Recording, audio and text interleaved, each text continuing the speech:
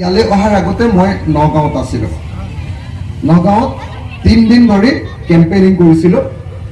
তাৰ আগৰ 3 দিন মই কেম্পেইনিং কৰিছিলোঁ কৰিমগঞ্জত 3 দিন। তাৰ আগৰ গোটেই সময়খিনি আছিলোঁ যোৰহাট আৰু ডিব্ৰুগড়। মই প্ৰথমতে ধুবুৰী ৰাইজ, একেবাৰে শেষ প্ৰান্তৰ ৰাইজ, মই একদম পূব প্ৰান্তৰ পৰা আহিছোঁ, আপোনালোক পশ্চিম প্ৰান্তৰ। মই এটাই খবৰ দি ল'ব খুজিছোঁ যে পূব প্ৰান্তৰ ডিব্ৰুগড় আৰু যোৰহাট অৰ্থাৎ উজনি অসমৰ ৰাইজে ইতিমধ্যে সিদ্ধান্ত লৈছে যে এইবাৰ বিজেপিক বিদায় দিব। মই আপোনালোকক দৃঢ়তাৰে সৈতে কৈছোঁ, মই নিজে কেম্পেইনিঙত আছিলোঁ, মই কেম্পেইনিঙৰ নেতৃত্ব লৈছিলোঁ আৰু সেই অভিজ্ঞতাৰ পৰা মই আপোনালোকক দৃঢ়তাৰে কৈছোঁ যে উজনি অসমৰ খিলঞ্জীয়া অসমীয়া ৰাইজ বুলি বিজেপিয়ে যাক কৈ থাকে, খিলঞ্জীয়া অসমীয়া ৰাইজ, খিলঞ্জীয়া অসমীয়া ৰাইজে এইবাৰ বিজেপিক সঁচাকৈ বিদায় দি দিছে আৰু যোৰহাটত গৌৰৱ গগৈ আৰু ডিব্ৰুগড়ত লুৰিণজ্যোতি গগৈ জিকোৱাৰ সিদ্ধান্ত গ্ৰহণ।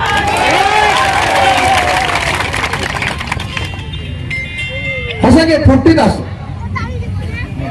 ইলেকশ্যনৰ আগলৈকে ভাবি আছিলো যে বিজেপিৰ হাৱা আছে, কিন্তু যেতিয়া ইলেকশ্যন ষ্টাৰ্ট হৈ গ'ল দেখিলো যে বিজেপি জিৰ' হৈ গৈছে। সঁচাকৈ এইবাৰ বিৰোধীৰ হাৱা আছে। এইবাৰ নৰেন্দ্ৰ মোদী নামৰ মানুহজনৰ কোনো ঢৌ নাই, হয়নে নহয় কওক আপোনালোকে? আগতে অকল নৰেন্দ্ৰ মোদী মোদী মোদী হয়নে নহয়?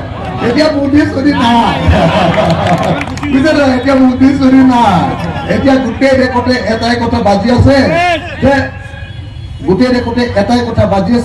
যে গণতন্ত্ৰ ৰক্ষা কৰিব লাগে, সংবিধান ৰক্ষা কৰিব লাগে, দেশ বচাব লাগে। আৰু মোদী আৰু বিজেপি আৰু RSSৰ পৰা ভাৰতবৰ্ষখন বচোৱাটোৱে এই মুহূৰ্তত আটাইতকৈ ডাঙৰ কথা। শ্ৰদ্ধেয় ৰাইজ, আপোনালোকে নিশ্চয় এই কথা জানে যে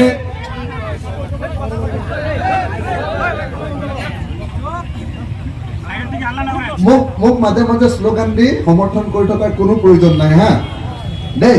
আপোনালোকে শান্তিৰে কথাকেইটা শুনক আৰু সঁচাকৈ খুব অতি জৰুৰী কথাকেইটাহে মই আপোনালোকৰ লগত পাতিম। আৰু দেশৰ ইমান ডাঙৰ বেয়া পৰিস্থিতি যে এই সময়ত আমি অকল আৱেগিক উত্তেজিত হৈ থাকিলে নহ'ব, আমি সুস্থিৰ মগজুৰে সৈতে এটা ভাল সিদ্ধান্ত লৈ যাব লাগে। সেইকাৰণে মই আপোনালোকক সকলোকে অনুৰোধ কৰিছোঁ, আপোনালোকে যিবিলাকে বাতৰি কাগজ পঢ়ে, যিবিলাকে TV চায় বা মোবাইলত আপোনালোকে দেশৰ খবৰ ৰাখে, তেখেতসকল সকলোৱে জানে যে এইবাৰ যদি বিজেপি জিকে তেতিয়াহ'লে আমাৰ দেশৰ সংবিধানখন তেওঁলোকে বদলাই পেলাব বুলি দেশৰ চাৰিওফালে চৰ্চা চলিছে, হয়নে? আমাৰ দেশৰ সংবিধানখনে কি কৈছে? আমাৰ দেশৰ সংবিধানখনে জাতি, ধৰ্ম, বৰ্ণ, ভাষা নিৰ্বিশেষে সকলোকে সমান মৰ্যাদা আৰু সমান স্বাধীনতা প্ৰদান কৰিছে, হয়নে? আমাৰ দেশৰ সংবিধানখনক সেইকাৰণে গণতান্ত্ৰিক বুলি কোৱা হয়। আমাৰ দেশৰ সংবিধানখনক সেইকাৰণে ধৰ্মনিৰপেক্ষ সংবিধান বুলি কোৱা হয়। আমাৰ দেশৰ সংবিধানখনে আনকি দুখীয়া মানুহৰ পক্ষত থাকিব লাগে বুলি সমাজবাদ শব্দটো ব্যৱহাৰ কৰিছে। ধনী মানুহৰ পক্ষত নহয়, আম্বানী আদানীৰ পক্ষত নহয়, ৰাইজৰ পক্ষত, দুখীয়া মানুহৰ পক্ষত থাকিব লাগে বুলি আমাৰ সংবিধানখনে অতি স্পষ্ট ৰূপত আমাৰ সংবিধানখনত লিখা আছে। কিন্তু আমি দেখিলো যোৱা 10টা বছৰৰ মোদী চৰকাৰে সেইটো হ'ল দেশৰ সংবিধানখনক অৱমাননা। পদে পদে দেশৰ সংবিধানক অৱমাননা কৰি, দেশৰ সংবিধানৰ প্ৰত্যেকটো আদৰ্শক অপমান কৰি, দেশৰ সংবিধানৰ প্ৰত্যেকটো আদৰ্শক তেওঁলোকে অৱমাননা কৰি আমাৰ দেশখনত কি কৰিছিলে? এই সময়খিনিত গণতান্ত্ৰিক ব্যৱস্থাৰ পৰিৱৰ্তে এটা স্বেচ্ছাচাৰী, এটা ফেচিবাদী, কাৰো কথা নুশুনা আৰু কোনো মানুহে প্ৰতিবাদ কৰিব নোৱাৰা বাক স্বাধীনতা হৰণ কৰি দিয়া এটা নতুন পৰিৱেশ, অগণতান্ত্ৰিক, স্বৈৰতান্ত্ৰিক, ফেচিবাদী পৰিৱেশ এটা আনিছে। উদাহৰণ বেলেগ দিবই নালাগে, মোলে চালে হৈ গ'ল আপোনালোকে। বিজেপিৰ 5 বছৰীয়া শাসনকালত মোক 3 বছৰ জেলত ৰাখিছে। কেলে জেলত ৰাখিছিলে? প্ৰথম ছমাহ জেলত ৰাখিছে, একো কেছ নাছিলে, ক'লে যে এওঁ ভৱিষ্যতে চৰকাৰক দিগদাৰ কৰিব পাৰে, গতিকে নেশ্যনেল ছিকিউৰিটি এক্ট, ৰাষ্ট্ৰীয় নিৰাপত্তা আইন, এই আইনখনত তাৰমানে কোনো কেছ থাকিব নালাগে, এনেই ভৱিষ্যতে দিগদাৰ কৰিব বুলি কৈ প্ৰিভেণ্টিভ ডিটেনশ্যন কৰিব পাৰে। ভৱিষ্যতে দিগদাৰ কৰিব, এতিয়ালৈকে একো কৰা নাই, ভৱিষ্যতে দিগদাৰ কৰিব, প্ৰিভেণ্টিভ ডিটেনশ্যন কৰিব পাৰে 6 মাহলৈকে। মোক প্ৰথমতে বিজেপি চৰকাৰে ৰাখি 6 মাহলৈ প্ৰিভেণ্টিভ ডিটেনশ্যন কৰি ডিব্ৰুগড় জেলত ৰাখিলে। তাৰপিছত 6-7 বাৰমান আকৌ মাজত জেলত দিলে। শেষত কি কৰিলে? একেৰাহে 1 বছৰ 8 মাহ মোক জেলত ৰাখি দিলে। তেওঁলোকে মোক মাৰিবৰ কাৰণে নিৰ্দেশ দিছিলে কেন্দ্ৰৰ পৰা। হিমন্ত বিশ্ব শৰ্মা আৰু সৰ্বানন্দ সোণোৱালে মোক গুলিয়াই দিবৰ কাৰণে নিৰ্দেশ দিছিলে। গৃহমন্ত্ৰী অমিত শ্বাহে মোক গুলিয়াই দিবৰ কাৰণে নিৰ্দেশ দিছিলে। কিন্তু কিবা কাৰণত মই বাচি গ'লো। বহুত মানুহৰ মাজত আছিলোঁ, মই 20,000 মান মানুহৰ মাজত মই আছিলোঁ সেইদিনা আন্দোলন যেতিয়া চলি আছিল। সেইকাৰণে মোক ধৰি গ্ৰেপ্তাৰ কৰিলে, আৰু মই যাতে একেবাৰে ওলাব নোৱাৰো তাৰ কাৰণে NIA নামৰ এটা এজেঞ্চিক মোৰ ওপৰত বহুৱাই দিলে। NIA বহুৱাই দিলে। NIA একখনে এনেকুৱা যে তাৰ পৰা বেইল নাপায়, জীৱন জুৰি আপুনি জেলতে থাকিব লাগে। কিন্তু আপোনালোকে দেখিলেনে যে ৰাইজে, শিৱসাগৰৰ ৰাইজে মোক নেদেখাকে, মোক নোচোৱাকে, মোৰ পৰা 1 টকাও নোলোৱাকে, মোৰ এটাও ভাষণ নুশুনাকে, মোক নেদেখাকে শিৱসাগৰৰ ৰাইজে মোক জিকাই দিলে। মই 2টা বস্তু আপোনালোকক দেখুৱাই আছো একেলগত। এটা দেখুৱাই আছো জনগণৰ শক্তি, আনটো দেখুৱাই আছো ৰাষ্ট্ৰৰ সন্ত্ৰাস। বিজেপি চৰকাৰে সকলোৰে মুখ বন্ধ কৰি দিছে। অকল মোক জেলত দিছে এনেকুৱা নহয়, অসমৰ প্ৰত্যেকজন নাগৰিক যি প্ৰতিবাদ কৰিছে প্ৰত্যেকজনক হয় থ্ৰেটনিং দিছে, নহ'লে জেল দিছে, নহ'লে একো কৰিব নোৱাৰিলে। আনকি ফেচবুকতো যদি লিখিছে, পুলিচে মাতি নি ধমকি দি ফেচবুকটো ডিএক্টিভেট কৰি দিছে। হয়নে? আমি এখন গণতান্ত্ৰিক দেশত বাৰু বাস কৰিছো নে ৰাইজ? আমাৰ এতিয়া যিটো চলি আছে বিজেপি চৰকাৰৰ দিনত, ইয়াত সঁচাকৈ গণতন্ত্ৰ আছেনে ৰাইজ? আছেনে? আপোনালোকে কওক, আছেনে? নাই।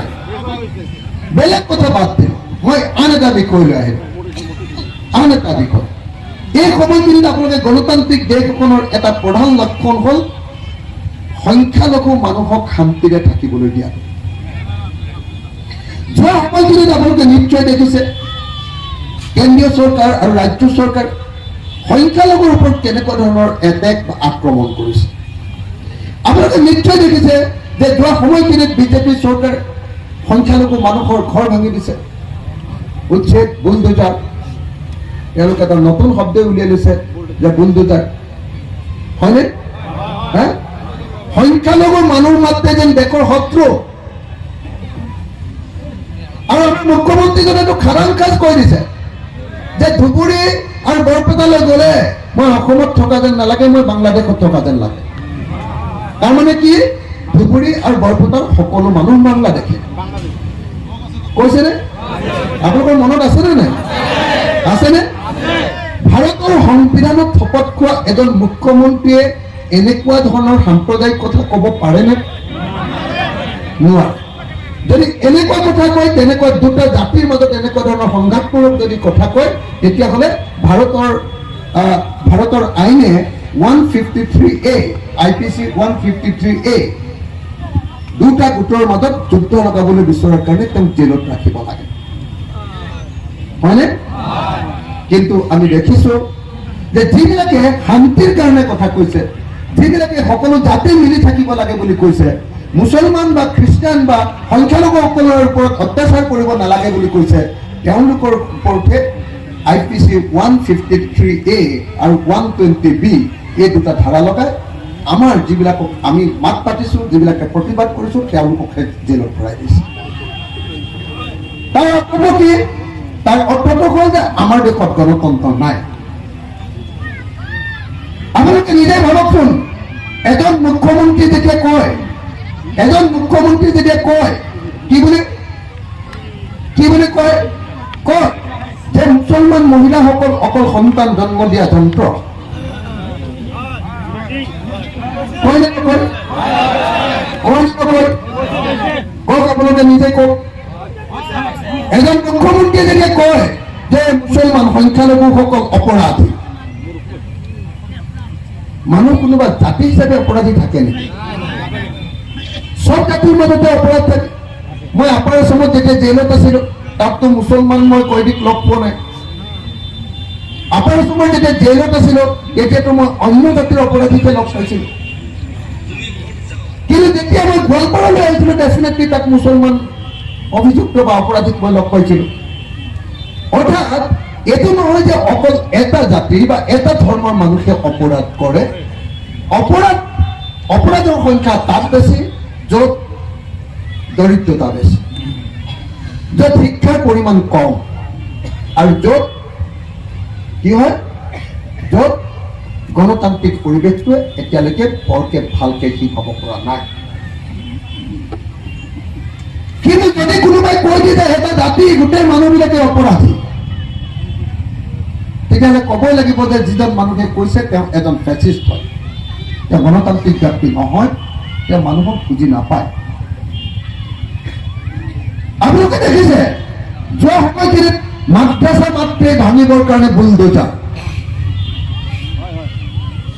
আপোনালোকে নিজেই কওক যে এখন দেশত কোনোবাই এনেকৈ কোনোবা এটা জাতি বা সম্প্ৰদায় বা এটা ধৰ্মক টাৰ্গেট কৰি চৰকাৰে ল'ব লাগে জানো? লোৱাটো উচিত নে অনুচিত? আপোনালোকে নিজে কওক। উচিত নেকি? কেতিয়াতো নহয়, নহয় জানো? আপোনালোকে ভালকে মোক কথাবিলাক বুজি পোৱা নাই নেকি? হা, মই বাংলা ভাষাত ক'ব নোৱাৰো বাৰু। তো তেতিয়াহ'লে উল্টা পুল্টা উত্তৰ দি আছে যে।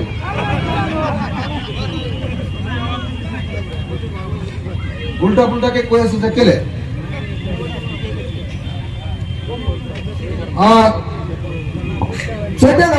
আপোনালোকে নিজে দেখিছে বিজেপি চৰকাৰে বুলডোজাৰ কৰিছে দুখীয়া খেতিয়কবিলাকৰ ওপৰত।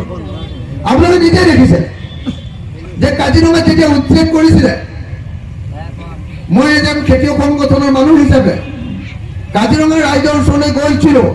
গৈ দেখিছো যে তেওঁলোকৰ হাতত 1965ৰ মাটিৰ ম্যাদী পট্টা আছে। মই যেতিয়া চৰকাৰক কৈছিলো যে 1965ৰ মাটিৰ পট্টা থকা মানুহজন কেতিয়াও বিদেশী হ'ব নোৱাৰে, মাটিৰ ম্যাদী পট্টা আছে 1965ৰ, কেৱল আৰু কেৱল মুছলিম হল বুলি তেওঁলোকক উচ্ছেদ কৰিব, এইটো কেতিয়াও আমি মানি লওঁ। অসমৰ কোনো দল আৰু সংগঠন সেই সময়ত যোৱা নাছিলে, কেৱল আৰু কেৱল মই আৰু আমাৰ কৃষক মুক্তি সংগ্ৰাম সমিতিয়ে বুকু পাতি দিছিলো বন্দুকৰ সন্মুখত। মোক গুলিয়াই দিছিলে, মই নমৰিলো, মোৰ গাত গুলি নালাগিলে, কিন্তু মোৰ কাষত থকা এজন যুৱক আৰু এজনী যুৱতীৰ গাত গুলি লাগিলে, তেওঁলোক দুজন শ্বহীদ হ'ল। মই 6 মাহৰ কাৰণে জেল খালো। কাজিৰঙা উচ্ছেদ মনত আছেনে? মনত আছেনে? কাজিৰঙা উচ্ছেদৰ কথা মনত আছে? মনত আছে? আপোনালোকৰ মনত আছেনে গৰুসুতি খেৰী উচ্ছেদৰ কথা? আছে। তাৰমানে কি অসমত সংখ্যালঘু ৰাইজে সঁচাকে গণতান্ত্ৰিক অধিকাৰ এই বিজেপি চৰকাৰৰ দিনত নাপায়, এই কথাটোতো সঁচা হয় নে নহয়? তেওঁলোকে যে অত্যাচাৰ কৰে এই কথাটোতো সঁচা হয় নে নহয়? কওক, হয়নে? আজিৰ দিনটোত আপোনালোকে নিজে কল্পনা কৰক, এবাৰ মাত্ৰ কল্পনা কৰক যে যেতিয়া সংখ্যালঘু যুৱক এজনক পুলিচে ধৰি লৈ যায় আৰু ৰাতি যেতিয়া বুকুত গুলিয়াই দিয়ে, চাই ধৰ্মৰ ভিত্তিত যেতিয়া এনেকৈ হত্যাকাণ্ড কৰে, তেতিয়া অসম এছেম্বলিত কোনে তাৰ বিৰুদ্ধে আটাইতকৈ বেছি কোনে বেছিকে মাত মাতে? দেখিছেনে আপোনালোকে? চাইনে? বিধানসভা চাইনে? মই আপোনালোকে যদি চাই তেতিয়াহ'লে নিশ্চয় দেখিছে যে অসম বিধানসভা হিমন্ত বিশ্ব শৰ্মাক উভতি ধৰিবৰ কাৰণে মই অকলে কাফি। আপুনি লক্ষ্য কৰিছেনে? মই তেওঁক ঢোকে পানী খুৱাই দিম। সেইজনে বিধায়ক আমাৰ দলৰ, কিন্তু এটা কথা খাটাং যে অসম এছেম্বলিত বিজেপিয়ে যদি ভয় কৰে তেতিয়াহ'লে ভয় কৰে, হিমন্ত বিশ্ব শৰ্মাই যদি ভয় কৰে তেতিয়াহ'লে তেওঁলোকে ভয় কৰে ৰাইজৰ দলৰ সেই MLA অখিল গগৈক। ৰাইজ আপোনালোকে নিশ্চয় জানে,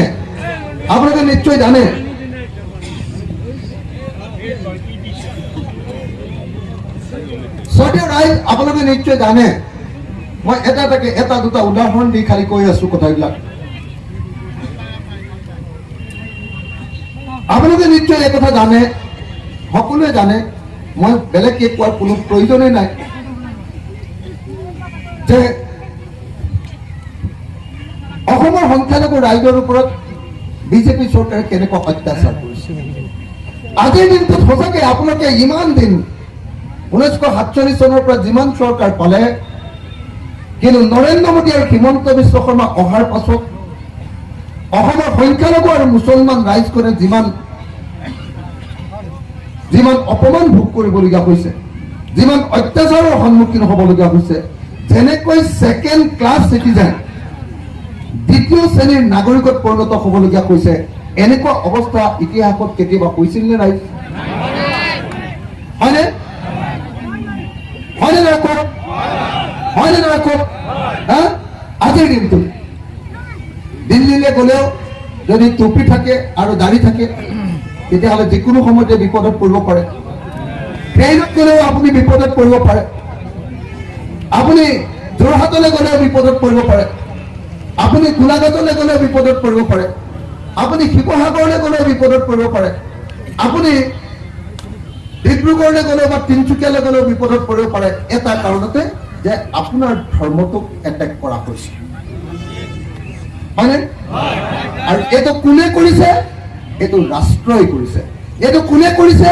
শাসক দল বিজেপি আৰু RSS এই মাহোল, এই পৰিৱেশ সমগ্ৰ ভাৰতত বিয়পাই দিছে।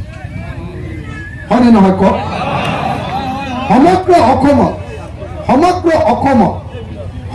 অসমত আপোনালোকে নিজে খবৰ লওক, গুৱাহাটী এগৰাকী মহিলাই বা এজন পুৰুষে তেওঁ ৰিক্সাৱালা হ'ব পাৰে বা বেপাৰী হ'ব পাৰে, টেনচনত থাকিব। তেওঁলোকৰ জীৱন আৰু সম্পত্তি নিৰাপত্তা দিয়াৰ ক্ষেত্ৰত চৰকাৰখন ব্যৰ্থটো হৈছে। চৰকাৰে উল্টাই তেওঁলোকৰ জীৱনটো বিপন্ন কৰি পেলাইছে, তেওঁলোকক বিপদত পেলাবৰ কাৰণে চেষ্টা কৰিছে। হয়নে নহয় আপোনালোকে কওক? হয়নে?